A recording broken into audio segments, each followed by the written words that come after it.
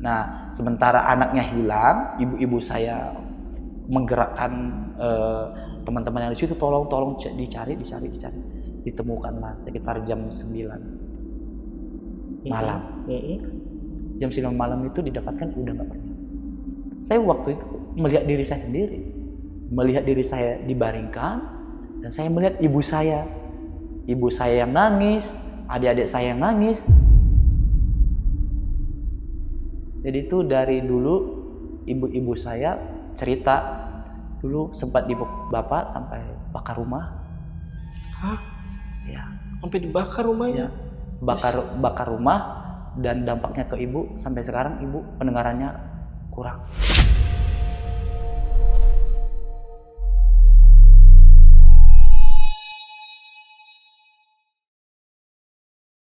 Pengalaman menjelang kematian atau curi.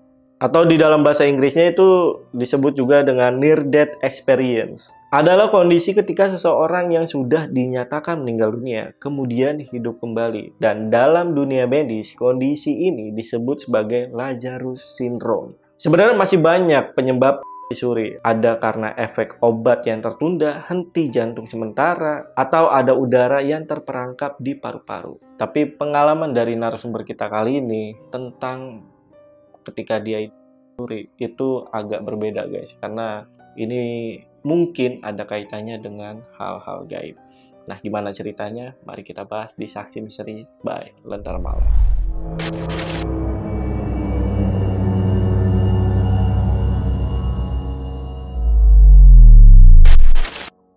Oke guys, di sini udah ada narasumbernya, namanya Mas Aal. Kita sapa dulu aja. Mas, apa kabar Mas? Baik. Baik ya Mas ya? Baik. Oke, Mas Aal, ini katanya pernah disuri nih. Iya. Ya, itu bener ya? Dan pada saat itu udah kayak gimana tuh Mas kondisinya? Itu kondisinya udah dinyatakan udah nggak bernyawa sama warga yang ada di situ. Dan udah sempat dibikin peti. Udah karena kita non muslim, udah dibikin acara ibadah juga. Oke. Sedang menunggu yang mau formalin.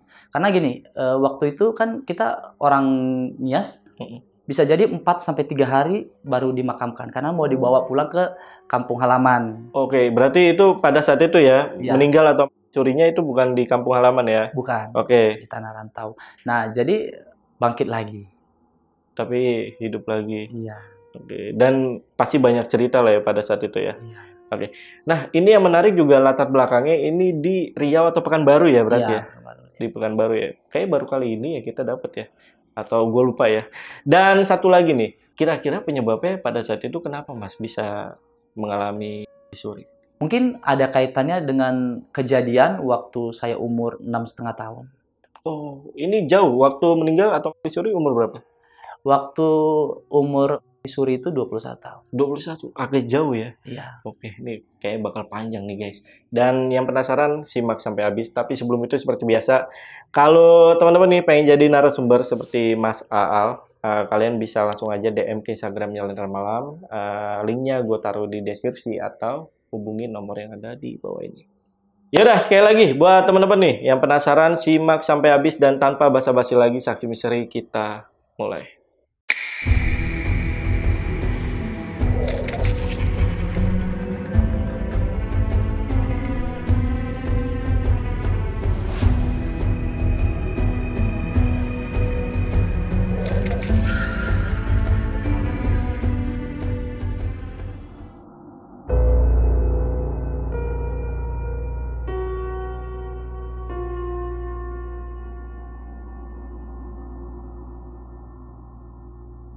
Cerita saya tuh berawal dari waktu saya umur 6,5 tahun. Itu tuh saya tinggal di daerah Riau. Kampungnya kebetulan tuh kampung pinggir laut. Nah, waktu itu bapak saya kerjanya ilegal. Ilegalnya tuh bagian ngambil besi yang ditinggal sama perusahaan. Nah, jadi bapak saya nggak ada teman, bapak saya sendiri. Jadi bapak saya mungkin gimana ya kalau nggak ada teman ngobrol atau gimana malamnya ketika mungkin dia pulangnya udah capek, tapi nggak ada teman ngobrol. Nah, bapak saya bawa saya. Saya di waktu itu belum sekolah. Saya sekolahnya di umur 8 tahun. Oh gitu. Iya, telat. Nah, karena ngikutin orang tua. Ketika itu bapak saya bawa saya ke tempat kerjanya. Di situ saya setiap bapak saya berangkat kerja, di situ tinggal sendiri. Di tengah-tengah hutan itu saya sendiri. Iya, nah saya sendiri. Nah, tibalah saatnya beberapa hari bapak saya udah kerja di situ. Di situ ada desa yang saya katakan di pinggir laut tadi. Kita main dong ke kampung gitu, perkenalan sama orang kampung gitu. Nah, ketika kita main ke sana, ya namanya anak-anak, walaupun baru kenal tapi udah akrabnya udah luar biasa kan. Iya. Nah, begitu saya udah kenalan sama temen ini yang seumuran dengan saya, mungkin dia masih kakak 7 tahun lah, paling lebih tua di bulan sih. Jadi si anak ini dikenal di sana itu sebagai orang yang seperti indigo dari kecilnya, atau mempunyai kekuatan yang nggak bisa dijelaskan. Seperti dia dipatok ular, main sama ular, itu tuh dia tuh cuman masuk rumah, udah dia keluar habis itu udah sembuh, nggak ada yang namanya dia sakit atau apa gitu.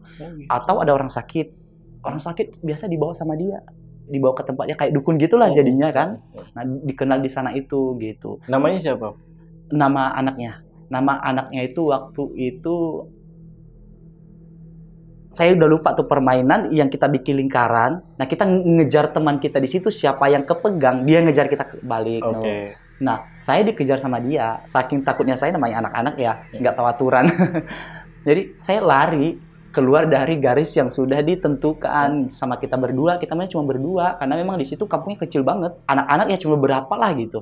Nah, waktu itu di sore hari itu di pinggir laut itu saya sama. Nah, ketika saya keluar dari itu, dia marah ke saya.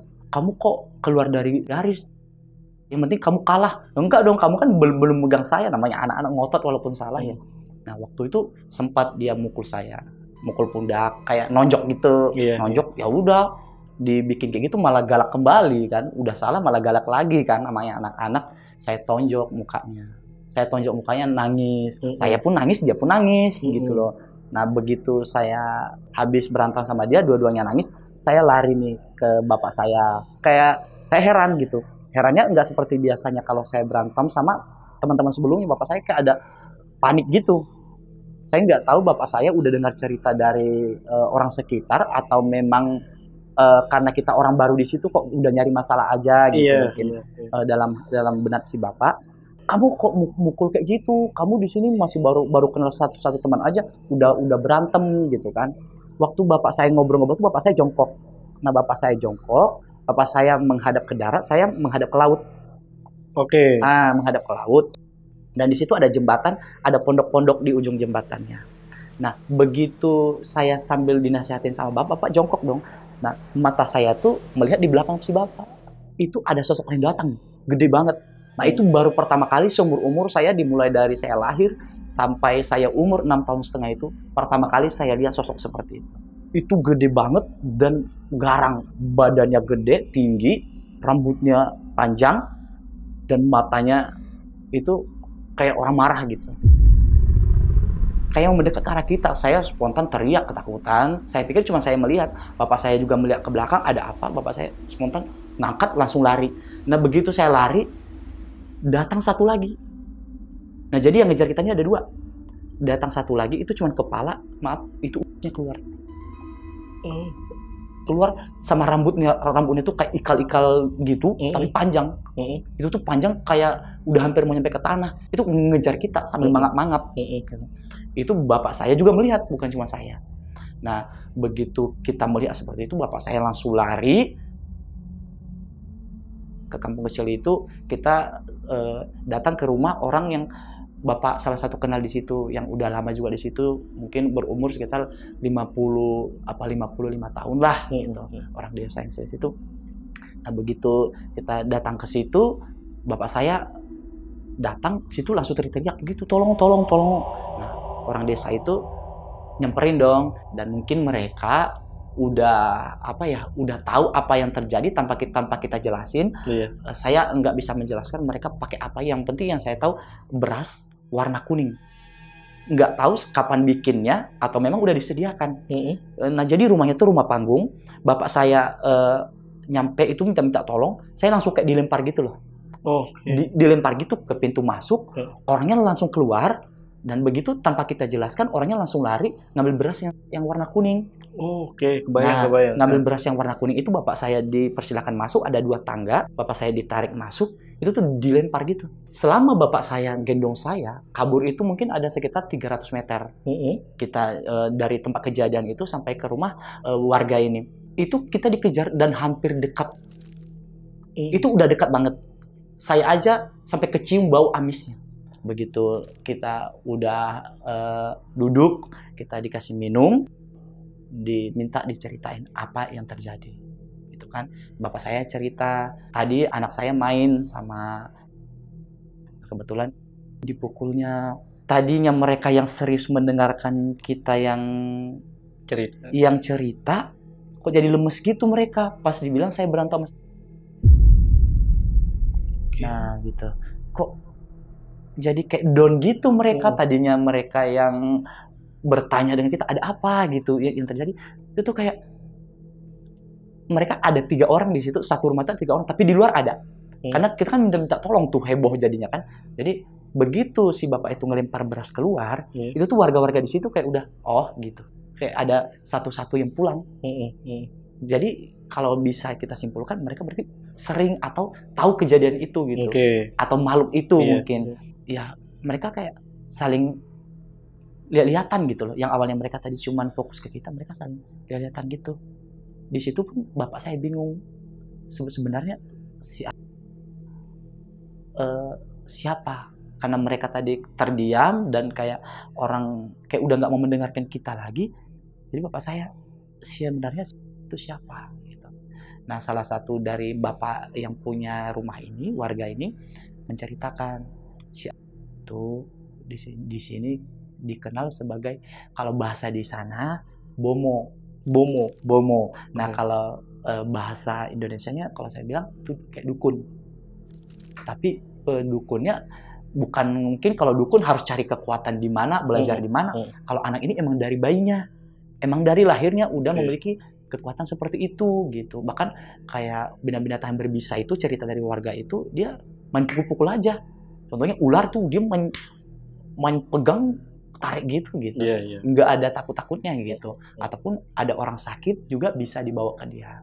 Nah, jadi bapak saya di situ juga kayak merasa kayak merasa aduh masalah nih gitu kan. Aduh, kok bisa anak saya bermain sama dia. Mungkin bapak saya memiliki penyesalan. Harusnya kita sebagai pendatang baru, kita bertanya dulu dong sama warga di situ, atau mencari informasi tentang daerah kita ini. Harusnya begitu bapak saya udah dengar seperti itu, bapak saya bertanya, terus anak saya ini gimana? Udah bermasalah lah sama. Nah, jadi waktu bapak saya lagi ngobrol, saya situ hanya bisa diam aja dong. Diam aja, dengan bapak saya juga mungkin yang dalam hatinya ada kekesalan, mandang saya kayak marah gitu lah. Saya terdiam, langsung nggak sadar.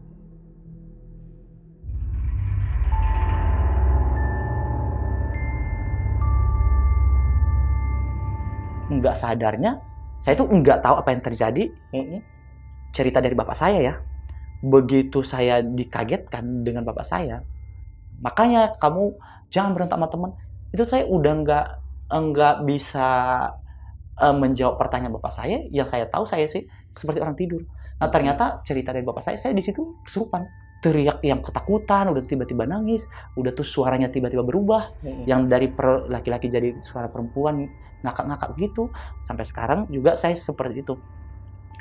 Yang dada ini jalan ke lantai, jadi seperti kayak ular, tapi dengan suara kayak perempuan. Dan dampaknya langsung terjadi ke saya sore itu, karena itu kejadiannya saya di setengah 6 sore. Setengah 6 sore udah menjelang maghrib. Nah, agak malam lah kejadian yang saya kesurupan. Kan bapak saya lagi ngobrol sama si bapak yang punya rumah ini tadi. Nah, itu juga ada salah satu yang juga di situ, nah katanya orang bisa di situ, yang dituakan di situ. Saya diobatin. Nah, dibilang gini sama si bapak itu, jangan dulu pulang ke pondok. Kan kita kan cuma bikin pondok darurat karena bapak kan kerja di sana kan. Kita bikin pondok darurat, jangan dulu pulang ke pondok. Anaknya di sini. Tapi kalau bapak mau pulang, pulang. Kalau besok mau kerja gitu kan.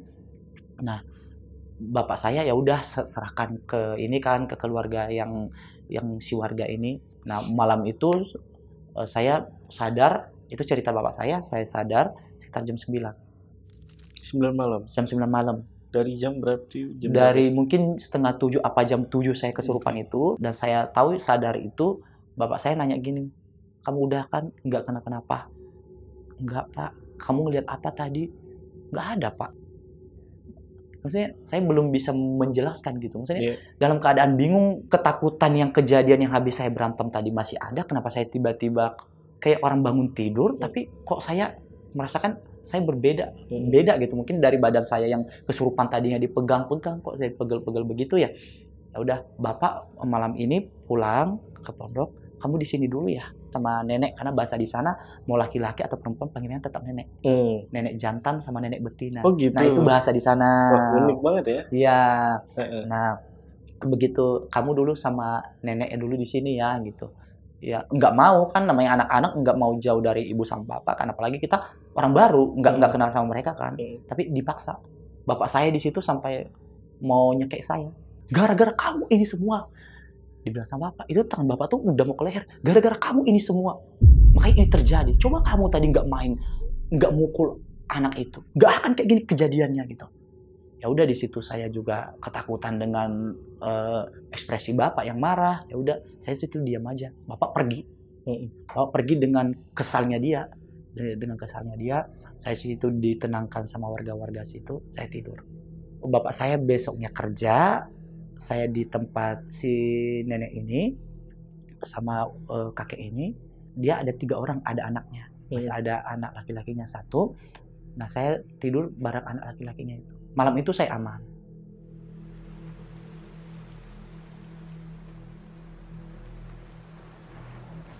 Ketemulah mandi sore. Saya mandi sore jam 5. Ketemu mandi sore, saya mandinya di sumur, itu masih aman. Nah, ketemu di jam di mana belum maghrib. Itu bapak saya mungkin pulang kerja, saya nggak tahu jam berapa ya. Tapi mungkin bapak saya khawatir namanya sama anak, dia tetap mantau saya. Jadi, begitu bapak saya masih belum nyampe, saya udah kesurupan duluan. Nah, setiap sore. Nah, di situ jadi beda sama hari yang pertama itu, saya nggak tahu apa-apa. Kalau yang kesurupan kedua ini, saya melihat dulu. Melihat sosok yang ngejar saya itu. Di mana nih? Di dalam rumah. Karena di sana itu, karena masih desa itu, ini rumah, di belakang rumah itu ada sumur yang dipagar dengan tenda-tenda gitu. Sumur ambil pakai ember gitu. Nah, saya habis mandi itu aman. Saya jam 5 mandi. Begitu saya masuk, saya berpakaian biasa, karena di sana namanya di kampung anak-anak belum ada namanya main atau kemana gitu. Saya cuma bisa terdiam aja. Saya tiba-tiba melihat dari pintu belakang, saya pulang mandi dari pintu belakang, saya terfokus kok kayak ada orang mau masuk gitu. Karena gini, di jam itu antara mau gelap sama masih ada cahaya-cahaya gitu loh. Jadi seperti orang menutup pintu, tapi sementara pintu itu nutupnya dari dalam gitu. Saya, pusat perhatian saya melihat ke sana. Saya melihat sosok yang gede itu, dan di belakangnya ada yang saya bilang yang cuman kepala itu doang. Itu kayak mau ngejar saya. Nah, tiba-tiba saya di situ teriak histeris. Saya udah nggak sadar lagi apa yang terjadi. Tapi yang saya rasakan di situ cuman ketakutan yang hebat, yang luar biasa. Situ saya alami, saya cuma teriak pengen kabur, tapi nggak bisa. Saya terus bisa melihat mereka. Saya melihat mereka yang sepertinya jalan tapi kok nggak nyampe-nyampe. Sepertinya mau mengejar saya tapi kok mereka enggak bisa menggapai saya gitu loh. Saya nggak tahu, karena mungkin saya di rumah sih bapak yang ngerti cara ngusirnya itu ya. Seperti saya bilang tadi, mungkin mereka pakai beras yang udah disediakan sama mereka gitu kan. Nah, saya di situ kesurupan lagi, dan lagi sembuh-sembuhnya lagi di jam 9 lagi. Saya sadar-sadarnya bapak saya udah di situ. Nah, bapak saya udah di situ, tapi saya nggak tahu. Kata bapak saya, saking takutnya saya, ini cerita bapak saya kayak nabrak dinding gitu. Jadi kayak orang mau kabur, tapi nggak tahu pintu yang mana gitu loh. Kayak orang banting diri gitu, kayak orang mau dobrak-dobrak pintu gitu, tapi yang saya dobrak ternyata itu dinding papan gitu. Makanya bapak saya di situ nangis. Nangisnya mungkin gini, aduh, kok separah ini gitu. Iya. Ketika saya sadar, saya melihat bapak saya sadarnya duduk kayak di dinding gini, saya melihat bapak saya kok udah bercucuran air mata aja nih bapak nih kan. Bapak tuh nanya gini, apa yang kamu rasakan? Bapak, dia tuh datang lagi. Seumur-umur saya baru itu ngelihat bapak saya nangis. Udah di situ bapak udah sampai ngomong ke si nenek ini, Nek, ini anak saya gimana? Harus pakai apa gitu. Kejadiannya semalam sampai hari ini udah kesurupan aja gitu kan. Paling kita cuma bisa menjaga dia. Kalau cara melepaskan dia dari gangguan itu kami nggak tahu. Jawabannya kayak gitu. Jawabannya seperti itu. Nah, bapak saya enggak putus asa dong, pasti gitu kan, ada caranya. Nah, jadi gimana? Ya udah, anak ini biar di sini aja. Dan itu setiap sorenya seperti itu. Kadang saya, yang penting itu tuh di jam hampir mau mendekati jam 6. Saya melihat terus, kadang dari jendela, kadang dari pintu depan, itu tuh selama 2 minggu. Nah, itu di situ bapak saya, gimana ya, mau gimana sih nasib anak ini kok jadi seperti ini, udah 2 minggu berturut-turut, sekitar 13 apa 14 kali kesurupan. Iya. Nah, ini harus dibawa pulang. Bedanya tempat kerja bapak sama tempat kerja kita itu karena ini jalurnya jalur laut ya, setengah hari. Kalau kita naik di sana itu namanya pompong. Jadi itu tuh kapal kecil, yang bisa muat mungkin cuma bisa 10 orang, yang pakai mesin di engkol gitu. Nah itu kita setengah hari gitu. Saya pulang, tempat saya tinggal atau tempat di mana orang ibu dan adik-adik saya tinggal itu lumayan rame penduduknya dari kampung tempat kerja bapak saya itu. Nah di situ bapak saya nyari orang yang bisa, ternyata udah nggak bisa karena mereka yang melindungi. Maksudnya gimana?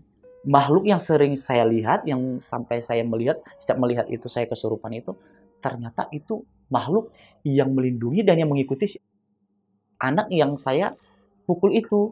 Oh, si dua sosok ini yang dua sosok ini ternyata itu tuh yang menjaga, melindungi ini, gitu. Mungkin si Arjun nggak membalas, tapi mereka yang dua sosok ini. Nah, kalau punya usut, ini cerita di mana bapak saya membawa saya ke orang pintar tersebut gitu untuk mengobati saya gitu kan. Udah beda daerah lah ya. Udah beda daerah. Ternyata dulu kakek neneknya si buyutnya itu tuh ilmunya tinggi. Sampai-sampai katanya dia kalau ada musuh, dia wujud si kakeknya itu bisa berubah jadi macan. Itu sampai seterkenal itu dia? Bukan terkenal. Kalau cerita dari warga yang tempat kejadian, tempat kerja bapak saya, nggak ada menceritakan seperti itu. Tapi ini cerita dari yang mengobatin saya. Nah itu cerita dari dia. Cerita dia pada saat menerawang atau memang sudah tahu? Menerawang. Pas menerawang bukan cerita yang dia tahu gitu, bukan. Karena dia pun masih muda, masih umur sekitar 30 tahun. Jadi dia menceritakan. Kita nggak tahulah cara wafatnya atau apa. Jadi katanya sosok yang saya lihat itu sebenarnya bentuknya bukan seperti itu. Tapi kalau sempat katanya kalau saya melihat bentuk seperti macan, itu tuh udah nggak ada jalan keluar lagi, saya harus diambil sama mereka. Kalau udah saya melihat bentuk sosok itu kan yang saya lihat kan gede, sama yang cuma kepala sama usus itu. Nah, kata si orang pintar ini yang saya datangi ini sama bapak saya, kalau saya ngelihat bentuknya udah seperti macan, itu saya udah nggak bisa ditolong lagi. Itu saya harus diambil sama mereka. Nah, dari situ ya bapak saya otomatis orang tua nggak mau terjadi apa-apa sama anaknya. Apapun yang terjadi, kayak gimana cara menyembuhkan anak saya lakukan. Saya nggak tahu waktu itu bapak saya disuruh ke hutan. Saya juga nggak tahu apa yang dilakukan bapak saya ke hutan. Disuruh pulang-pulang bapak saya membawa ada 9 macam daun-daunan. Nggak tahu di sana disuruh betapa atau seperti apalah. Berapa hari waktu itu? Cuma 1 malam. 1 malam. 1 malam. Disuruh ke hutan 1 malam. Nah, pulang-pulang bapak saya subuh-subuh bawa daun ada 9 macam. Nah, daun 9 macam itu dikasih sama orang yang pintar ini, yang mau ngobatin saya ini. Ternyata dibikin kayak jimat gitu sama dia. Dibikin kayak jimat gitu, saya nggak tahu. Yang saya tahu cuman daun itu cuma dalam gulungan kain, dan kain itu dibikin panjang, diikat ke pinggang. Semenjak dari seorang pintar itu, yang namanya kesurupan udah nggak ada lagi. Tapi yang dua sosok ini yang saya lihat itu udah nggak kelihatan lagi semenjak dari orang pintar ini. Karena saya pakai terus. Kecuali kalau saya mandi itu dilepas.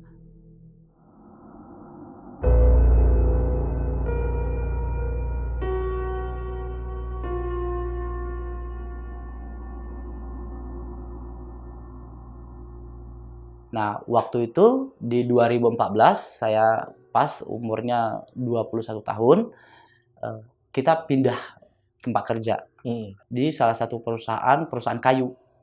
Perusahaan kayu itu tuh hutan yang luas banget. Jadi di daerah kotanya lumayan jauh. Jadi kita berangkat dari kotanya itu jam 4 sore, tahu-tahu udah nyampe di sana tuh jam 8 lewat. Udah mau setengah 9. Nah, otomatis kan kita kan masih baru banget di situ kan. Yang kita tahu itu kita udah capek banget dan perjalanan, karena perjalanan yang bagus. Jalannya cuma jalan tanah yang ada batu-batu gitu. Kita pun naik mobil bukan kayak naik mobil yang kayak mobil pribadi atau apa. Kita naik mobil truk. Kita mau naik mobil truk. Nah, di situ kita udah capek banget. Nah, begitu kita sampai di lokasi, yang kita tahu yang penting barang kita turun, yang kita tuh pengen tidur. Kita pengen istirahat gitu. Nah, waktu itu enggak ada dibuat-buat ataupun seperti apa. Orang tua saya bilang, ini kamar kamu. Orang tua saya bilang, kita dapat cuma 3 kamar. Itu dia panjang, perumahan panjang, dan setiap pintu itu enggak ada penutupnya. Cuman ada pintu, itu tembus ke belakang. Pintunya tuh tembus ke belakang, dan kiri kanan di pintu ini ada pintu kamar. Jadi kayak kos-kosan gitu. Setiap satu pintu tuh ada 4 kamar. Nah, di kamar paling belakang itu ada toilet kiri kanan. Nah, jadi dari pintu ini kita bisa melihat tembus ke belakang. Nah, dapurnya pisah. Dapurnya itu pisah dari rumah karena masih pakai kayu di sana. Nggak boleh kita masak di dalam kamar walaupun kita punya kompor gas. Nah, harus masak pakai kayu, jadi pisah. Mungkin menjaga kalau kebakaran ya udah ke dapurnya aja, nggak sampai merembet ke rumah gitu. Gitu. Waktu itu yang kita tahu yang penting barang-barang kita turun, nggak usah kita rapi-rapiin lah gitu. Besok kan ada waktu, yang penting kita dulu makan, sesudah kita makan kita istirahat. Dikasih rumah lah ya. Iya. Tapi tembus, nggak ada pintu belakangnya. Nggak ada. Nggak ada pintu depan dan nggak ada pintu belakang, cuman ada pintunya doang dan nggak ada penutupnya gitu loh. Maksudnya nggak ada penutupnya. Nggak ada pintunya dong ya? Iya, cuman ada rangka pintu ya. Seperti ini. Paham. Nah, tapi nggak ada penutupnya. Kalau orang dari luar lewat itu kelihatan. Tembus ke belakang ke dapur malah ngeliatinnya gitu. Kamar juga sama. Ada pintunya kalau kamar. Gitu. Kamar ya ada pintunya. Waktu itu saya istirahat. Saya istirahat karena di sana itu peraturan perusahaan jam 11 lampu harus sudah mati. Dihidupkan lagi jam 4 subuh. Nah, di situ saya belum tertidur pulas. Itu kayak ada yang bukain barang kita loh. Barang kita tuh kayak piring, kayak kain-kain kita, baju gitu kan. Itu tuh piring kita taruh di atas rak. Kebetulan tinggal di rumah ini meninggalkan kayak meja gitu. Itu pintu kamar saya kunci dari dalam. Ada yang ngeluarin kayak piring, gelas. Otomatis dari meja kalau berjatuhan di bawah kedengaran banget kan di semen. Itu nggak pecah. Tetangga kali gitu kan. Karena tetangga ini juga ada. Tetangga sebelah ini ada yang ngisi. Nah, masih kurang kepo nih. Karena juga mungkin bawaan capek kan. Lanjut. Itu masih ada lagi yang ngebuka lagi. Tapi saya nggak lihat, lampu kan mati. Juga ada yang buka kardus. Piring jatuh di bawah lagi. Apaannya? Gitu kan. Sempet ngelihat, tapi bawaan badan yang udah capek. Udahlah gitu. Ataupun saya tuh, mungkin adik-adik saya kali mau nyari cangkir atau apa, mau minum, berpikir yang positif aja dulu gitu kan. Nah, besoknya bangun nih saya nih. Bangun, naik ke adik. Semalam kalian masuk ke kamar abang nggak? Enggak, gimana mau masuk kamar abang? Orang pintu dikunci. Itu yang ngeluarin piring siapa? Itu baju kenapa keluar? Nah, nggak tahu. Kok bisa itu benar-benar kebuka pagi-paginya tuh piring di bawah. Kita nggak terlalu memikirkan yang hal-hal yang negatif gitu kan. Karena nggak ada yang hilang gitu. Ya enggak. Kita coba tepiskan lah itu kan. Nah, hari kedua di sekitar jam 10-an lah. Masih sebelum mati lampu, karena kita jam 10 itu otomatis yang nongkrong di luar itu udah pada masuk kamar. Siap-siap lah ya. Siap-siap karena lampu udah mati, yang ngecas handphone dulu, yang apa dulu. Nah, gitu. Ini meja yang saya bilang itu meja, di samping meja itu ada kayu. Kayu ini biar buat tali kita ke dinding. Untuk naruh anduk apa. Itu bukan saya yang ngebentuk, tapi memang udah ada. Udah ada. Waktu itu saya naruh kaki di atas di kayu itu. Jadi kaki saya itu naik gitu. Naik di atas itu. Jadi saya lagi santai. Itu tiba-tiba kaki saya ada yang ngangkat. Tiba-tiba kaki saya ada yang ngangkat, ada yang mindahin. Itu jelas banget saya masih begini main handphone. Kelihatan? Enggak. Saya cuma merasakan ada yang ngangkat. Sosoknya enggak. Ada yang ngangkat kaki saya. Aduh, itu apaan gitu? Maksudnya kalau ada orang pengen tendang gitu, ngapain lu gitu? Ini kok nggak ada sosok? Aduh, kayaknya udah nggak beres nih. Itu saya sambil ngelamun di situ, saya nggak tahu lama-lama tertidur.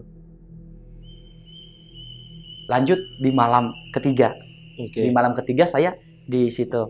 Nah, di malam ketiga ini kenapa kita masih belum kerja? Karena dapur kita waktu itu belum siap dibikin. Jadi kita mau bikin dapur dulu, jemuran, namanya kita orang baru di situ lah.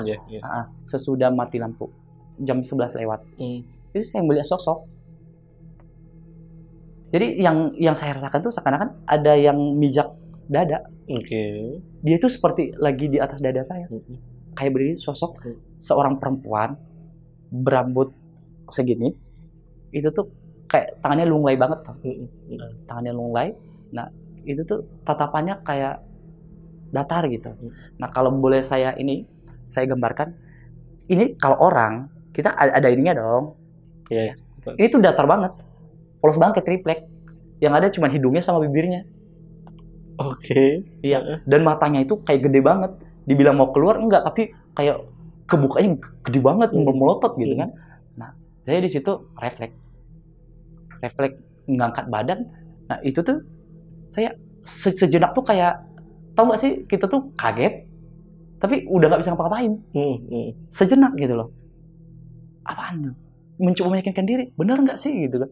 Begitu saya ngangkat badan tuh, pas di depan saya, orang ketakutan, gimana sih? Nah, seketika waktu itu, karena saya kan, yang saya bilang tadi, sempat dikasih jimat, yang diikat di pinggang tadi, yang saya waktu masih kecil itu, saya udah nggak pakai itu lagi, karena hilang.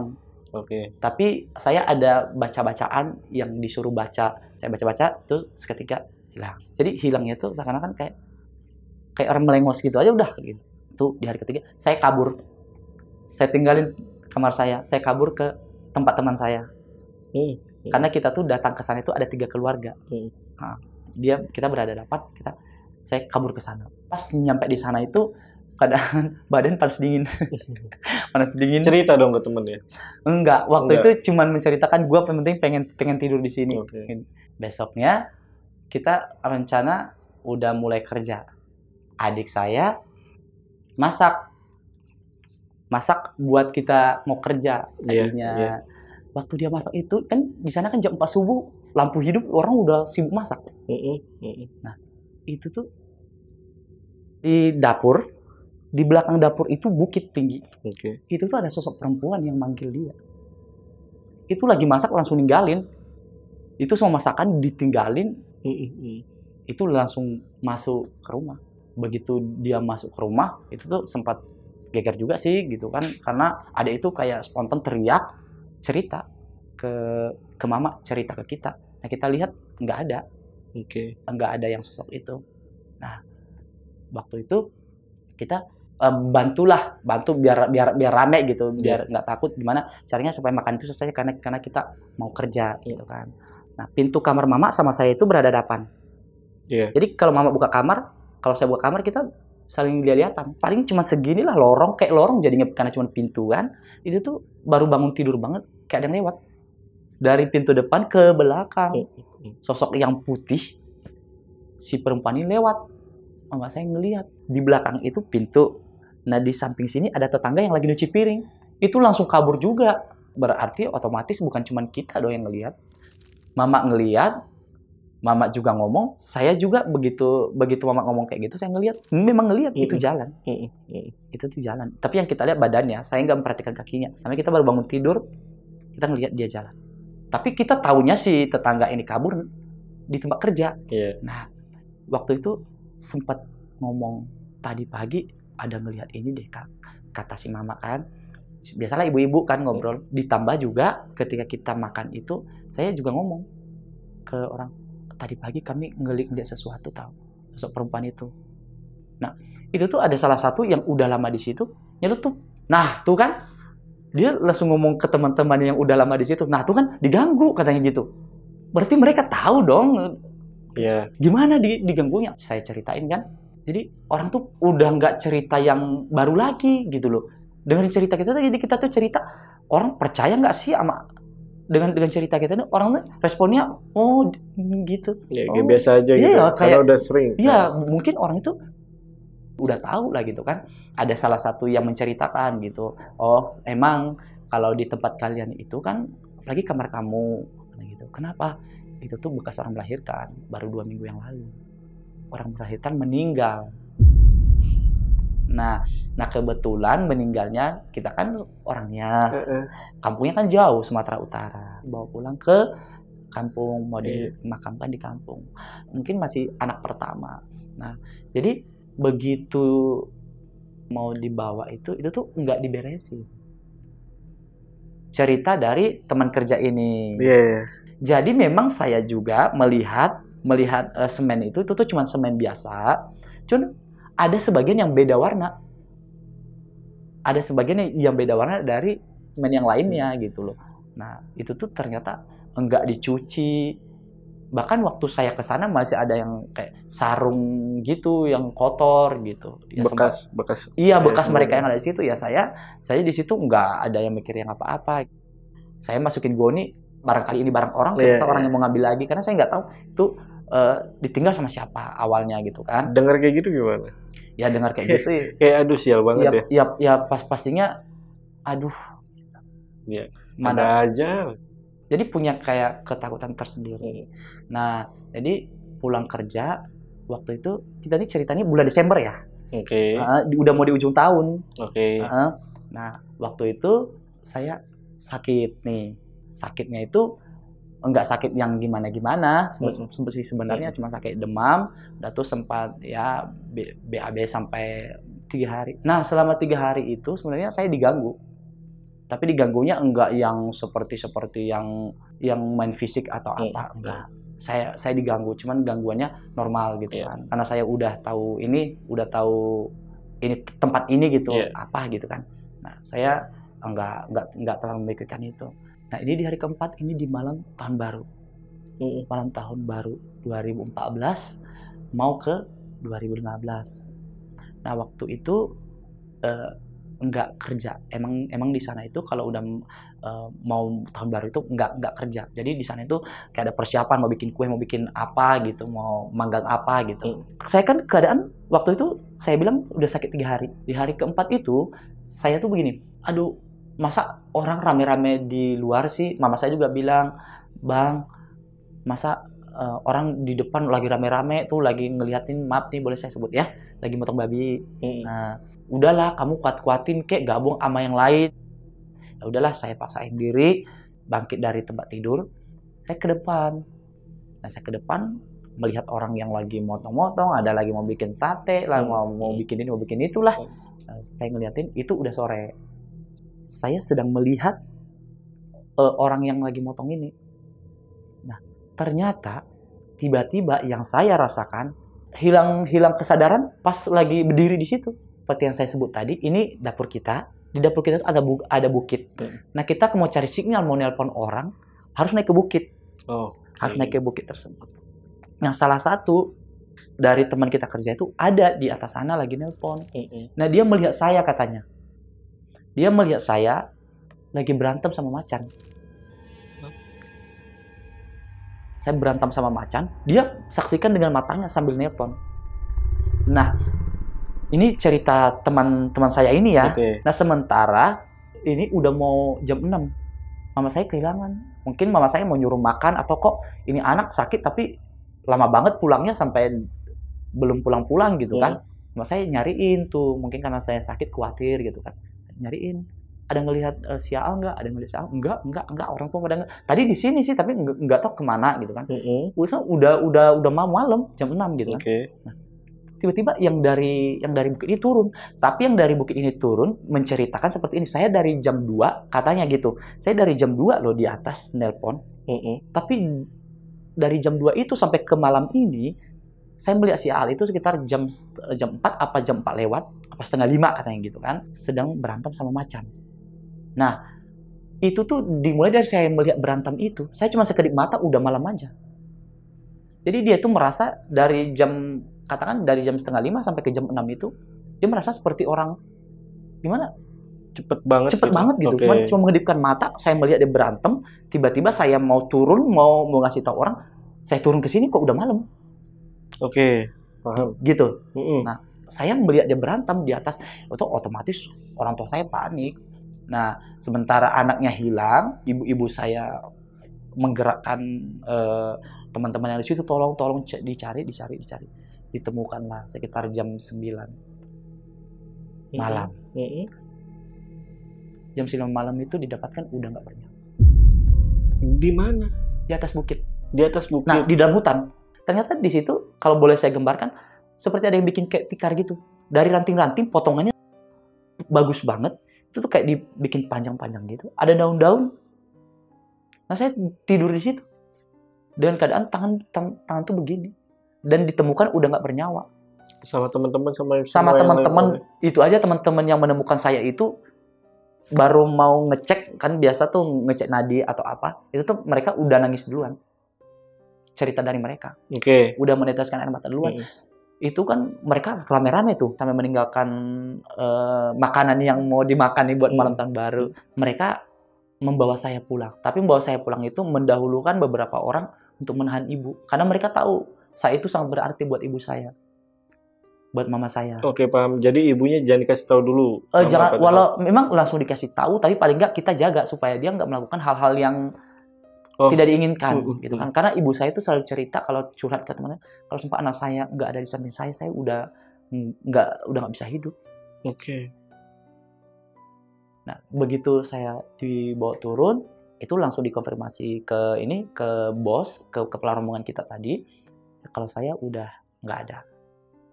Nah, itu bos langsung menggerakkan malam itu, dibikinkan peti, dibongkar nih dari rumah yang udah nggak bagus. Nah, papan yang di atas itu, yang di plafon, karena di sana itu plafonnya itu benar-benar papan, bukan triplek. Itu dibongkar, dipaku sedemikian bagusnya, karena rencana ditanya ke mama, ini mau dimakamkan di mana? Udah sampai... Ya, dengan keadaan berduka, ibu jawabnya, saya mau bawa pulang, karena ini pamannya sayang banget sama anak ini. Kebetulan mama ini satu-satunya anak perempuan dari mereka 5 bersaudara. Jadi kami keponakannya cuma kami doang, nggak ada yang lain gitu. Jadi kami keponakan yang paling disayang kan cuma kami kan, keponakan mereka. Jadi ini harus dibawa pulang. Saya nggak mau menjawab pertanyaan dari keluarga, kemana anakmu, kemana. Paling nggak mereka masih bisa melihat jasadnya. Nah, ditelepon tuh bidan. Nah kan ini malam-malam tahun baru, bidan tuh pasti mikir, aku mau pulang sama keluarga juga kan, mungkin kan. Iya, saya ke sana tapi agak telat ya gitu. Nah, dengan kondisi juga jalan tanah tapi ada batu-batu, bidannya masih pakai motor, namanya bidan-bidan desa-desa gitulah. Nah, apa yang perlu saya bawa? Saya minta formalin 2 liter. Nah, ini mau diformalin 2 liter. Meninggalnya malam ini. Rencananya mau diberangkatkan besok pagi. Otomatis baru sampai di Nias kalau lewat darat itu 1 hari 1 malam. Nah, di sana kan mau bikin acara lagi, karena orang Nias kalau meninggal itu acaranya gede banget. Sampai 4 hari. Jadi mikirnya 4 hari. Jadi formalinnya 2 liter. Banyak ya. Banyak. Itu kain kafan udah dateng. Sampai orang Nias selain kain kafan, kain hitam juga itu petinya tuh udah diberesin, udah benar-benar bagus karena mereka gotong royong dari yang maku sampai yang motong segala macam, udah dalam sejam mungkin udah kelar gitu kan karena rame. Tinggal nunggu sih bidan yang mau formalin. Nah, waktu itu saya kan dibaringkan kan di kamar ibu. di kamar ibu itu papannya dibongkar. Jadi biar bisa orang masuk gitu. Jadi dari lorong-lorong itu orang bisa duduk. Jadi sembari menunggu si bidan ini, nah kalau orangnya situ beda sama orang muslim. Kalau orang muslim mungkin di situ ada yang baca yasin atau apa. Kalau orangnya situ di ibadah gitu. Nah udah sempat ibadah nih. Nah habis ibadah itu ada beberapa orang yang menunggu, tapi ibu-ibu gitu. Nah ibu-ibu karena kan si bapaknya lagi sibuk di depan, lagi sibuk bikin peti sama persiapannya gimana gitu kan. Nah beserta anak-anak di jam 11 lewat saya bangun, tapi bangun saya itu kayak orang linglung. Masih nangis keadaan nangis seperti itu gitu. Karena kan yang ditutup waktu itu di sini tuh sarung, di atasnya lagi ditutup pakai kain kafan. Nah, jadi tutup kain kafan masih segini. Dan itu kiri kanan saya ibu-ibu itu pada nangis juga.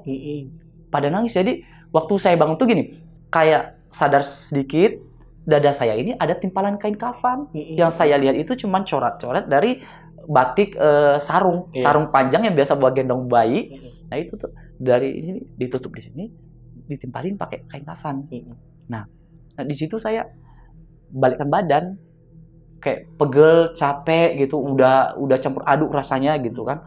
Nah udah balikkan badan, yang orang-orang yang ada di situ pada mundur.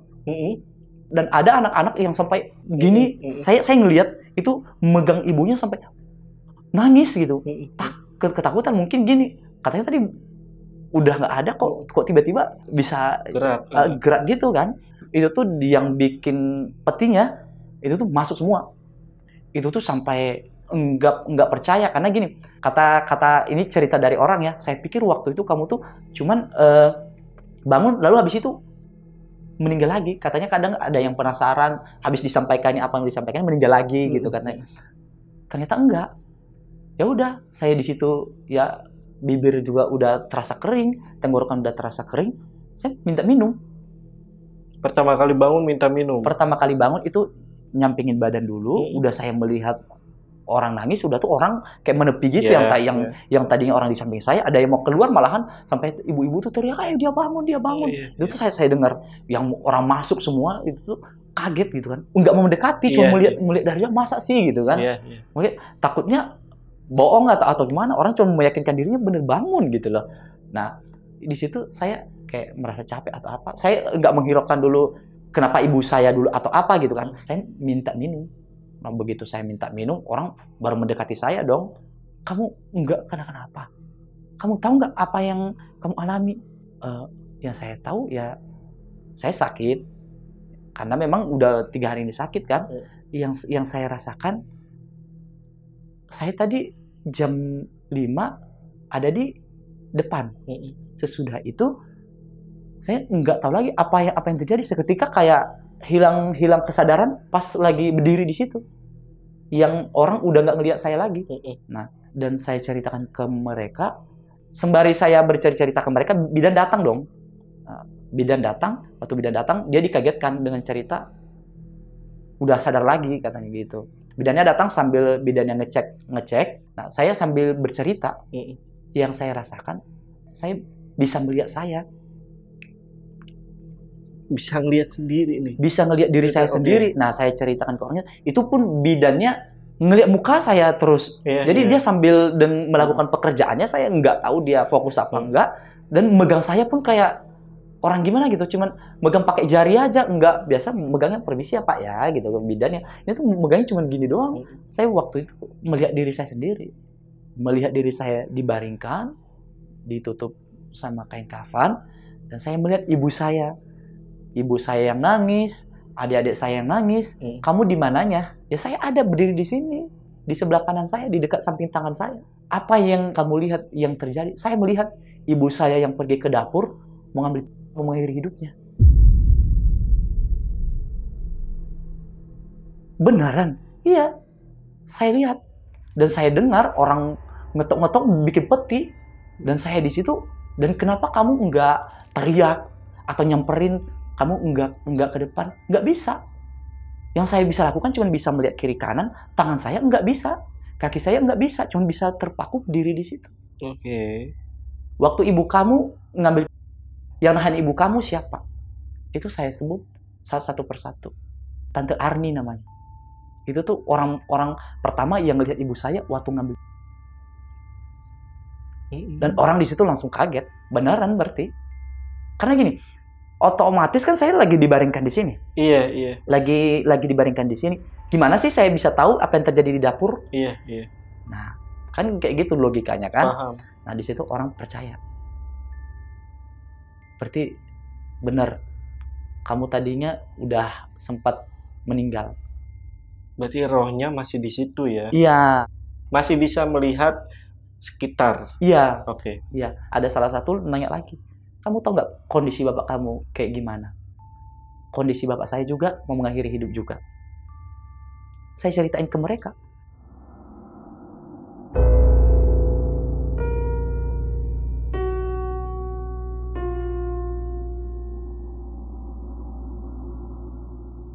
Jadi ngobrol-ngobrol, bidannya ya udah pulang dengan cuman memeriksa doang, cuman disuntik juga, disuntik saya kurang tahu waktu itu suntik apa.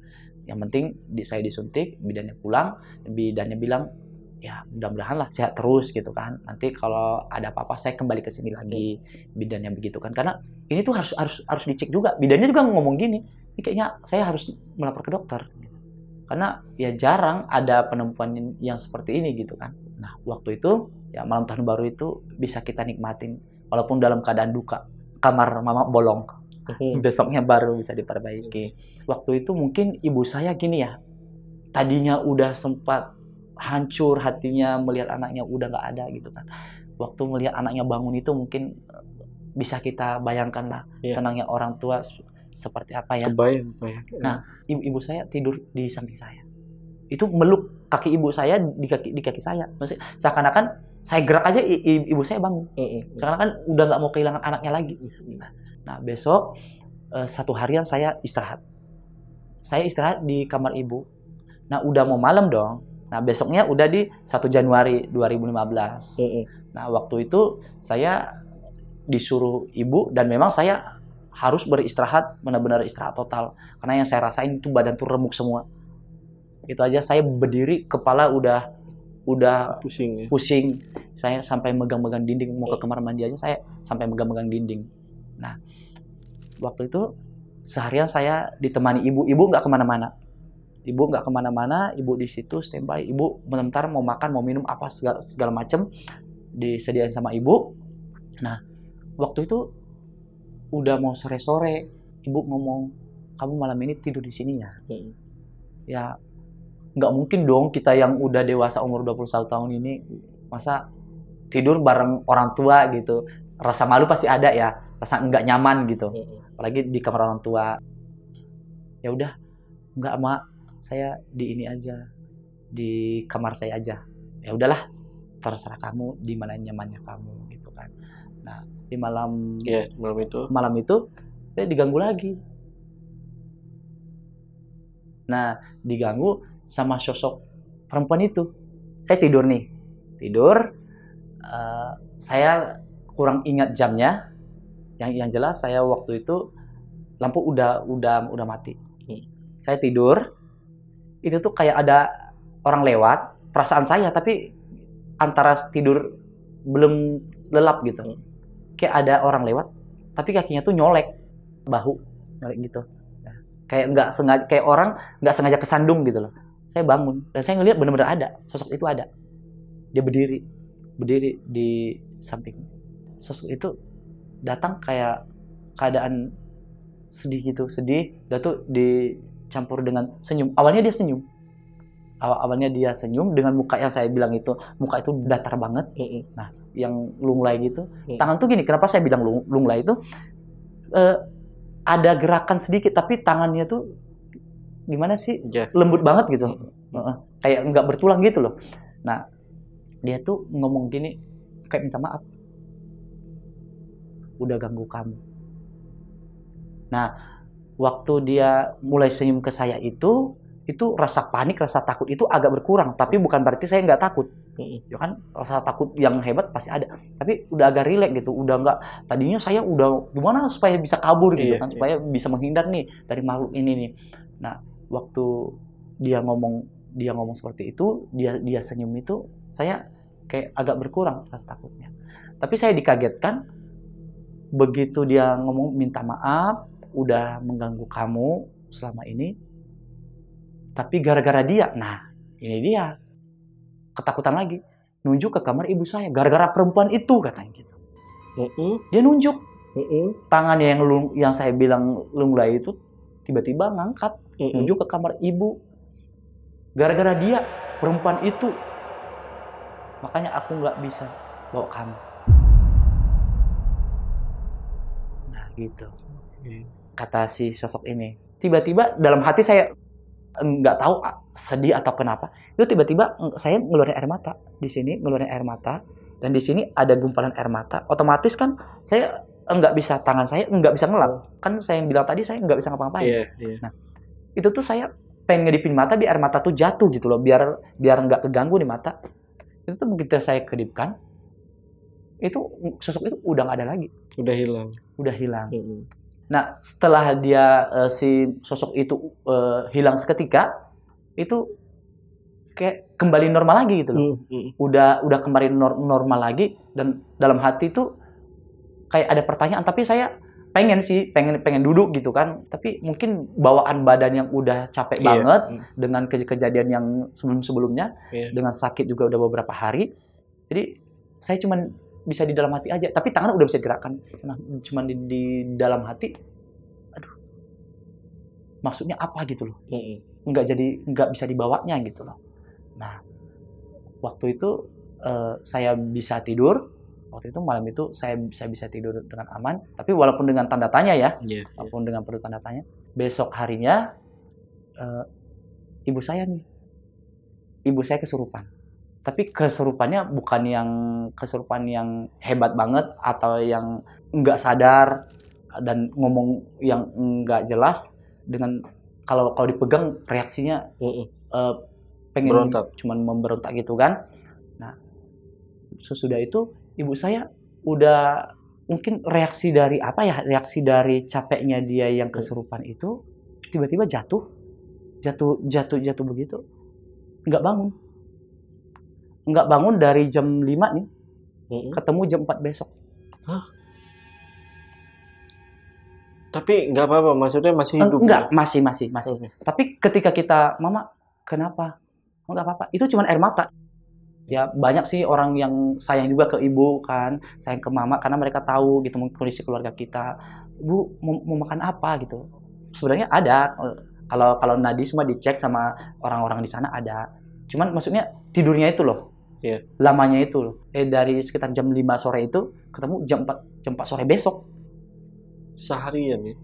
Hampir 24 jam. Iya, hampir 24 jam. Iya, itu yang ibu saya rasakan, ada si perempuan ini. Si perempuan ini kayak marah gitu ke dia. Nah, waktu itu yang saya masih ingat nih, waktu ibu saya kesurupan itu, dia kayak minta maaf. Ibu saya itu kayak orang minta maaf, saya masih sayang anak saya gitu-gitu. Perkataan si ibu itu, perkataan mama saya. Gimana caranya supaya ini berakhir gitu kan? Nah, supaya kita nggak diganggu lagi. Mama saya dalam keadaan sakit, itu mama saya sakitnya 9 hari. Demam itu tiap malam, itu dada kayak itu punggung kayak itu kakinya kayak rasanya mau dipotong, tiap malam itu teriak-teriak, itu yang nangis lah segala macem. Kalau dia kesurupan itu, di saat dia teriak-teriak itu, nah kayak ada kesurupan lagi, tapi kesurupannya itu nggak sadarkan diri. Maksudnya gini, kita ajak ngomong nggak respon. Nah tapi nggak ada yang berontak gitu, nggak. Tapi itu terus kayak orang minta maaf. 9 hari itu hampir 2-3 kali dalam satu hari itu, kayak orang kesurupan gitu. Nah, dia minta maaf terus, dan seperti orang ketakutan. Nah, ibu saya waktu itu. Nah, di hari ke-9-nya, ini udah mau masuk hari ke-10 ibu saya sakit. Nah, ibu saya udah mulai bisa badannya udah mulai enakan, membaik.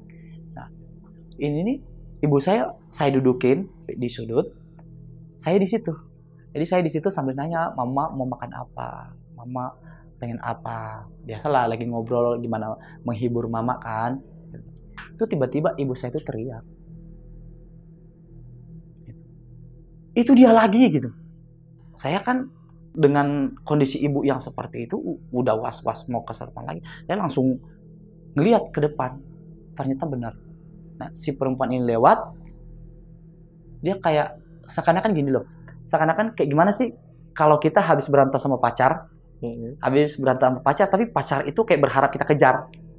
Nah, seperti itulah gambaran dia ke saya waktu saya ngeliatin dia itu. Jadi sekarang kan kayak minta kejar gua gitu. Tapi dia enggak mau yang manggil gitu sih. Cuman ada memberikan kode kejar gua gitu. Nah, waktu saya mau keluar, nah ini dia kan mau menuju ke dapur sosok ini.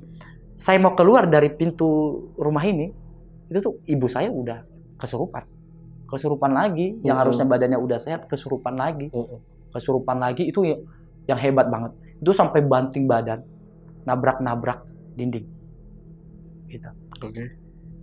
Waktu itu saya bingungnya begini. Ini gimana? Nggak ada orang kan? Orang semua udah pada kerja. Nah, waktu itu kita cuman ada di situ Alkitab lah. Itu tuh cuman inisiatif aja, ambil Alkitab suruh peluk. Gitu. Suruh peluk. Nah, itu tuh mama waktu itu kayak gitu lagi, minta maaf. Minta maaf. Itu tuh minta maafnya tuh yang bener-bener kayak gimana sih, kita udah merasa bersalah tapi berharap dimaafin. Tapi tetap itu, saya sayang anak saya masih sayang sama anak saya. Enggak lama dari itu mama saya agak sedikit sadar. Nah, malam itu kita udah mau istirahat lah. Sosok itu nggak hanya ganggu sampai di situ saja, dan sampai sekarang dia ngikutin saya. Sampai sekarang. Oke. Saya pengen bahas ini, Mas. Apa namanya? Kalau gue tuh pengen bahas soal keadaan lo waktu kita bisa bilang kan curi ya. Kan ada temen dari Mas Aal yang lihat kalau Mas Aal itu berantem sama macan. Iya. Nah, apakah ini berkaitan sama yang kejadian si... Bisa jadi. Karena waktu itu saya udah kehilangan yang dikasih orang pintar itu, jimat itu. Plus ibaratnya udah ketemu sama macan nih, dan peringatan yang sebelumnya kan jangan sampai ketemu sama sosok macan gitu ya. Iya, kalau saya melihat sosok yang gede yang ngejar saya itu bentuknya seperti macan, saya udah jadi milik mereka lah gitu. Gitu. Tapi memang yang masih menjadi misteri adalah apakah sosok yang penjaga si At ini berarti masih ikut, atau yang Mas rasain pada saat itu? Kalau yang saya rasain waktu itu, kalau saya bilang yang dari ini ikut, kata orang pintar atau yang saya datangi dengan bapak saya waktu saya masih kecil itu saya nggak bisa dilepasin dari kejar-kejaran mereka. Tapi saya hanya bisa dipagari. Sampai kapanpun nggak bisa katanya. Sampai kapanpun nggak bisa. Bahkan saya udah datangi beberapa pendeta ya, sampai udah pendeta sampai saya udah berpuasa juga. Memang nggak bisa juga. Dan saya dimulai dari kejadian yang saya bilang waktu saya umur 6 tahun itu, sampai sekarang itu saya kalau kesurupan yang menyerupai macan. Kenapa pada saat yang Mas Al itu kena masalah nih, kenapa nggak minta maaf gitu ke... Ya waktu itu kan umur kita masih anak-anak ya. Bukan orang tua. Orang tua yang bahkan saya jauh waktu itu, kalau mungkin bukan karena ngingat saya akan dipukul sama bapak, mungkin saya akan mukulin terus gitu. Namanya anak-anak kan. Enggak, kenapa ya orang tua dari atau bapak dari Mas Al itu ngajak untuk ke rumah? Ke rumahnya si keluarga gitu. Maksudnya. Oh iya, ada. Orang tua ada, dan memang jawaban dari keluarganya, kami pun nggak tahu kondisi anak ini kenapa seperti ini. Jadi kalau dari maaf dari mereka, keluarganya udah maafkan. Udah sempat, tapi cuma orang tua saya yang datang, bapak saya. Mas Al nggak diajak? Enggak. Berarti terakhir itu ketemu yang pas mukul doang? Betul. Itu pertama dan terakhir ketemu. Nah, sama penasaran nih Mas, soal Bapak nih. Bapak pada saat itu ya, pada saat setelah kejadian Mas Al itu meninggal atau curi, itu Bapak gimana? Nah, waktu itu Bapak sempat terpukul. Terpukulnya mungkin menyesali, tapi dalam keadaan dia yang nggak sadarkan diri karena dia mabuk. Oh, tapi setelah itu maksudnya? Setelah itu biasa aja. Balik lagi? Kembali lagi. Nah, sempat itu vakum dia waktu saya habis kejadian yang namanya suri itu, sempat vakum. Dia dua bulan. Oke. Jadi sebenarnya kita itu dari dulu udah udah trauma dengan kekerasan. Gitu. Adik-adik saya, apalagi khususnya adik-adik paling kecil nih. Ya. Jadi itu dari dulu ibu-ibu saya cerita dulu sempat dipukulin bapak sampai bakar rumah. Hah? Ya. Sampai dibakar rumahnya? Ya. Bakar rumah, dan dampaknya ke ibu sampai sekarang ibu pendengarannya kurang. Itu waktu kita masih bayi banget. Beneran ini Mas, efeknya sampai sekarang dong ya? Itu cerita dari abang mama sebenarnya yang ngebocorin ke kita. Mama nggak pernah cerita karena mama nggak mau kita benci sama bapak. Bapak bagaimana? Iya, dan bapak juga ngomong ke kita kenapa mama pendengarannya kurang. Itu tuh bapak tuh cerita mama pernah kena bisul. Tapi kalau kena bisul, ya logikanya ada bekasnya. Iya. Ini nggak ada. Oh, bapak itu bahkan masih bohong ya? Iya, berusaha menutupi, dan mama juga. Mama nggak pernah cerita ke kita. Dan waktu itu di 2020, itu bapak udah parah banget mukulin mama. Waktu itu juga saya udah berkeluarga, udah pisah rumah. Itu mama sampai kadang-kadang lari ke tempat saya, jalan kaki. Jarak saya dari mama itu waktu itu di sekitar 4 km. Itu mama jalan kaki. Setelah dipukulin sama bapak? Iya, itu tuh yang penting saya tuh taunya begini. Bapak itu minumnya saya tahu setiap weekend. Karena kan hari-hari biasa dia kerja. Dan kadang-kadang juga hari-hari biasa dia masih mau minum. Iya. Nah, yang bikin kita tuh anak-anak apa ya? Bikin kita nggak suka tuh begini. Contohnya dibikinkan kopi, itu tuh harus langsung ada gitu. Beberapa adik saya pernah dilempar pakai nasi panas. Nah, salah satu adik bungsu saya, dia pernah ngomong ke saya, "Bang, kalau kamu nggak selamatkan kami, Mama udah 2-3 kali terciduk orang, udah mau mengakhiri hidup. Kami udah nggak sanggup lagi. Kami mau makan apa, mau hidup kami enak, kita mewah pun dan keadaan seperti ini. Saya Bang malu," sampai kayak gitu adik saya. "Saya Bang malu, mau ngelihat muka orang aja malu." Karena bapak itu disertai mukul, disertai teriak, maki-maki segala macem. Bahkan adik ini udah berumur 14-15 tahun, udah harusnya dia main sama teman-teman yang seumur dengan dia gitu loh. Tapi dia malu bahkan melihat teman-temannya. Karena bahasa si bapak ini tiap kali dia marah, mengeluarkan kata-kata yang gak enak tentang adik ini gitu.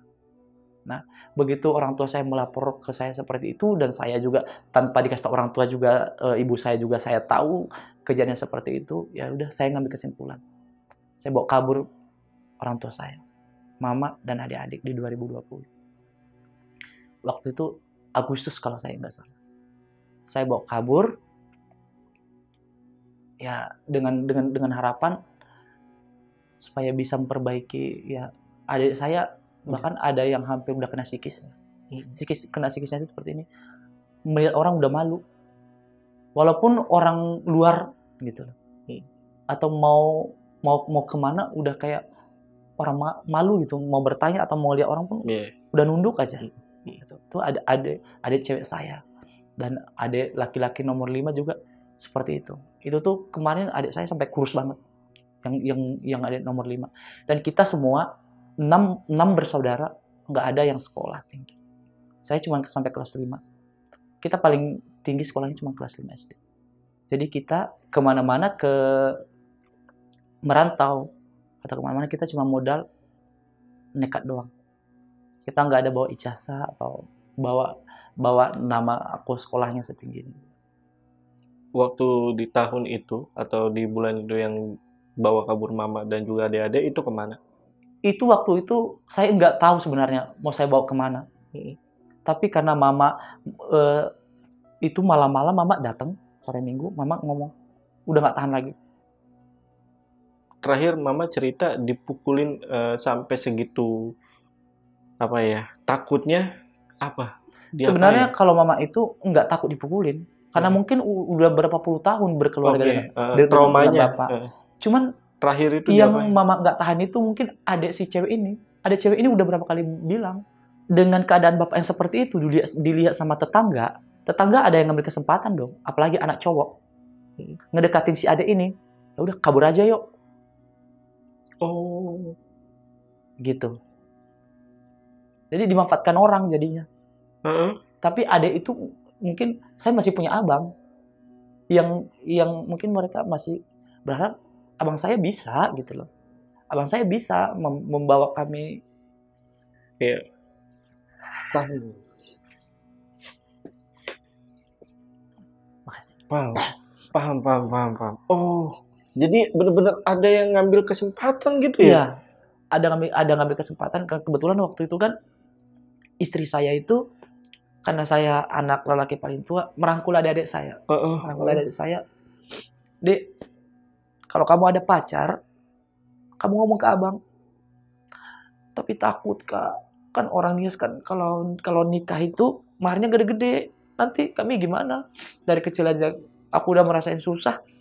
Belum tahu nanti suamiku juga seperti apa. Karena aku belum pernah pacaran. Dengan kondisi adik waktu itu umurnya masih 15 tahun. Kan masih anak-anak kan. Jadi pikirannya masih belum jauh. Jadi istri sering cerita, adik udah benar gak tahan lagi. Tapi adik tuh pernah mau mencoba kabur. Itu bajunya udah mau di packing sama dia, udah prepare. Cuman nggak tahu lagi mungkin ya gini. Karena kan kalau cerita orang anak gadis itu pergi dari rumah itu udah cerita orang udah dibawa kabur sama cowok. Walaupun perginya bukan sama cowok gitu kan. Dan mungkin adik ini menjaga nama baik saya di sana. Dia cerita lagi, kakak, saya nggak mau kabur kak. Enggak. Ingat abang. Jadi istri saya waktu itu masih meyakinkan, kamu harus jaga harga diri abang di kampung ini. Abang bisa melepaskan kalian dari sini. Kasih keyakinan sama adik-adik. Dan yang bikin saya sedih itu tiap datang ke sana, saya nggak bisa waktu itu tiap hari ke sana. Karena jalan ke sana itu tanah. Jalan tanah, jadi kalau udah hujan saya susah. Dan nggak tiap hari juga saya bisa pantau kan. Karena keadaan istri waktu itu kita masih punya anak bayi. Iya. Paham. Nah, tiap saya datang ke sana tuh, yang saya lihat adik-adik saya tuh diem aja. Ada yang di kamar, kayak gimana ya, kayak nggak punya gairah hidup. Nah, saya takut waktu itu. Takutnya, ya Tuhan, gimana sih nanti nasib adik-adik saya ini udah nggak sekolah. Dan apa ya, sebagai paling tertua, saya harus bisalah merubah nasib adik-adik saya ini. Nah, saya waktu itu, saya tipu Bapak. Pak, udah capek belum Pak kerja di hutan seperti ini? Saya pengen mama istirahat. Saya mau bawa ke Pekanbaru sama kakak. Ya udah, saya hibur Bapak. Nanti Bapak saya kasih motor satu buat Bapak untuk jalan-jalan. Ya udah, Bapak ngikut. Saya antar ibu saya dan saya nggak tahu waktu itu mau kabur kemana. Waktu itu saya kabur, tapi ini ada sedikit juga bermasalah dalam keluarga saya. Saya kabur, 3 orang adik saya, 2 laki-laki, 1 orang perempuan. Ibu saya 1, saya dan anak saya. Istri saya tinggal.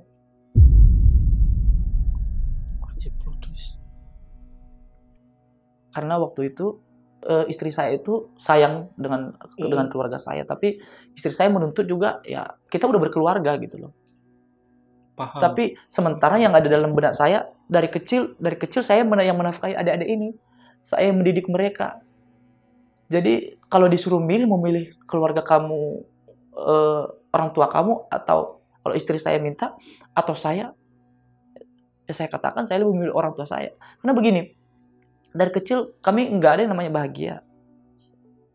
Saya tuh umur 11 tahun udah harus bertanggung jawab buat orang tua saya. Waktu itu mama lagi hamil, ada yang paling bungsu 6 bulan, bapak saya ninggalin kami. Umur saya masih 11 tahun. Sempet ninggalin tuh. Ninggalin Berapa dan lama? nikah lagi. Jadi di umur 11 tahun itu saya benar-benar berjuang sampai saya pernah nyuci kandang babi orang dengan dibayar cuma 4 kaleng susu beras. Tapi bapak sempat balik lagi berarti ke mama gitu ya? Iya. Padahal udah nikah gitu. Berarti ditinggal yang istri yang baru dinikahin itu. Bapak ya? Ditinggal. Nih kita bahas bapak dulu. Ditinggal. Oke. Nah, ini sih mas yang aku nggak sangka juga. Tapi gue yakin itu udah Mas Aal pertimbangin matang-matang ya untuk apalagi meninggalkan istri gitu ya. Dan memilih keluarga itu lama itu pasti pertimbangan ya. Dan waktu itu juga ada sedikit selek dengan keluarga istri. Ada problem juga ya? Iya. Oke. Jadi waktu itu kayak bertubi-tubi gitu yang saya alami dari keluarga istri, dan ditambah juga kondisi keluarga saya. Jadi saya nggak tahu, bahkan kabur aja saya nggak tahu waktu itu kemana. Iya. Jadi waktu saya bawa orang tua saya kabur itu, di hari itu juga saya kabur, hari itu juga saya nyari rumah kontrakan. Jadi gini, saya tinggal di desa itu, dan saya ke kotanya. Dan di kota itulah saya kabur. Saya masuk sedikit ke gang, saya ngontrak di situ 2-3 hari. Sebenarnya saya ngontraknya 1 bulan. Saya bayar buat 1 bulan, ternyata di situ saya 2-3 hari. Dan saya dapat kerjaan. Di sawit. Masih di sana ya? Waktu itu di sawit? Masih di Riau atau Pekanbaru itu ya? Masih daerah Pekanbaru. Pekanbaru ya? Iya. Oke. Tapi menurut Mas Al memang itu keputusan terbaik ya Mas? Untuk lebih memilih atau membawa keluarga ya Mas? Gue juga yakin sih itu udah benar-benar udah dipikirin mateng-mateng. Sebenarnya kalau dipikirin mateng-mateng, udah jauh-jauh awal, tapi mungkin yang bikin meyakinkan itu setelah berantem dengan keluarga istri. Jadi tadinya udah cuman rencana gimana nih mau menyelamatkan ibu gitu. Tapi sebenarnya keadaan saya udah berkeluarga. Tapi itu ditunda-tunda, pengen udah jauh-jauh hari, udah lama. Tunda karena saya kondisi. Iya. Berarti kondisinya ya atau situasi pada saat itu ya udah memang harus seperti ini sepertinya ya. Tapi mudah-mudahan Mas Al cepat selesai dan keluarga baik-baik aja. Ibu keadaan gimana sekarang Mas? Kalau ibu sekarang, puji Tuhannya, dengan kami yang udah mulai besar ya, itu kan kejadiannya 2020. Otomatis adik saya sekarang, adik nomor 5 udah gede. Walaupun masih anak-anak, sebenarnya saya sih nggak tega, tapi bagaimanapun, ya sekarang udah kerja sebagai statusnya pemanen kelapa sawit. Oh, berarti ada yang di sana? Iya. Kalau Mas Al tuh kan di sini kan? Kalau saya kerja di restoran. Di Jakarta? Di Jakarta, Pak. Mama di mana? Di Pekanbaru. Mama di Pekanbaru. Iya. Oh, merantau sendiri nih? Merantau sendiri. Saya nggak punya siapa-siapa di sini. Nggak punya siapa-siapa di sini. Oke. Tapi mudah-mudahan nggak apa-apa ya maksudnya. Sehat-sehat terus ya. Amin. Keluarga di Pekanbaru ya. Dan juga Mas Al. Iya. Dan sekarang ya perkembangan mama yang tadinya kurus kering banget ya Tuhan. Jangankan saya sebagai anak, orang aja yang ngelihat, aduh kok gitu banget mama kamu gitu. Udah maaf, kita mau ajak ngobrol nggak bisa, tapi lihat fisik juga sampai traumanya sampai segitu ya. Iya. Sampai udah bener-bener dilihat orang aja udah nggak perlu lah orang dengar ceritanya. Orang ngelihat fisiknya aja, aduh kayaknya beban ibu ini parah. Dan semoga nggak ketemu lagi nih sama bapak. Ketemu malah tetanggaan sekarang. Sama bapak? Tapi udah nikah lagi. Makanya saya berani ngirim mama ke sana. Dan dengan ngelihat anak-anaknya sekarang, kan bapak sekarang udah mulai nggak mampu kerja, ya udah nikah lagi, nikah dengan janda anak 5. Tetanggaan. Sekarang tetanggaan. Bapak udah berapa kali datang meminta rujuk, tapi kami nggak mau. Ibu juga nggak mau. Yang jelas janji kami, ketika bapak udah tua nanti, dia udah nggak bisa kerja, dan dia butuh dirawat, kami siap merawat. Wah anjir, nggak semuanya orang kayak gini. Itu yang saya terapkan kepada adik saya. Kemarin aja nih tahun baru nih, cerita dikit ya. Tahun baru saya beli nih baju-baju buat adik saya kan. Saya walaupun susah di Jakarta, tapi saya tahun baru itu usahakan nabung buat, karena itu hari yang gede buat kita kan. Jadi ini tahun baru kedua kali saya di Jakarta yang tahun baru ini. Saya beli baju sebagus mungkin buat ibu saya biar dia bahagia. Ada adik saya semuanya. Dan saya ingat gitu kan, kok cuman buat adik-adik saya aja, saya kan masih punya bapak. Dan waktu itu saya beli buat bapak. Saya beli. Walaupun adik saya kan yang cewek nomor 3 yang di bawah saya dinias. Mereka semua pada marah ke saya. Bang, kamu ingat gak apa yang dilakukan bapak ke kita? Kamu ingat gak kamu diperlakukan kayak binatang? Kamu ingat gak dia mukul kami kayak gimana? Udahlah bang, gak usah lagi dipikirkan, biarkan. Tapi saya terapkan ke adik saya. Kalau kalian menghargai saya sebagai yang paling tua, dengarkan saya. Itu ayah kita, itu bapak kita. Jangan ada kata kita ngebuang, enggak. Kita hanya membiarkan dia menikmati hidupnya, dan kita biarkan dia melakukan apa yang dia mau. Setelah itu, kalau dia udah tua nanti, jangan ada kata kalian nggak mau merawat. Kita rawat. Dan itu, setiap kita komunikasi dengan bapak, kita telepon-teleponan, bapak selalu ya merendah seperti itu. Al, terserah kamu, hidup bapak udah bapak serahkan ke kamu gitu. Tapi kan udah saya pernah minta, kalau bapak mau rujuk lagi sama mama, tinggalkan perempuan itu. Tapi beberapa bulan yang lalu udah saya bilang, karena bagi orang Nias itu anak laki-laki yang pertama itu penerus, dan dia yang ngambil keputusan baik adiknya mau nikah atau apa. Yang penting dia itu ganti ayah. Nah, itu saya udah bilang, kalau bapak meninggalkan si istri bapak itu, ya udah, saya kembalikan lagi keluarga kita biar utuh, tapi dengan janji jangan ada lagi KDRT. Gitu. Dan saya juga, adik saya nikah aja saya jadi wali. Udah ada ini kayak yang kedua berarti? Adik nomor 4. Nomor 4 yang udah nikah? 4, anak perempuan cewek paling bungsu. Paling bungsu itu ya? Itu saya menjadi walinya, saya mengurus semua. Oke.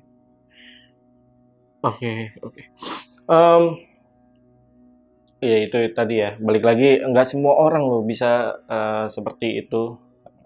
Seperti Mas Al, apalagi yang nerima lagi lapang dada, padahal bokap udah KDRT seperti itu ya. Mungkin untuk posisi bapak sekarang ya, itu kayak kejebak di dalam lubang neraka, Mas. Jadi dia sudah tidak bisa lepas lagi dari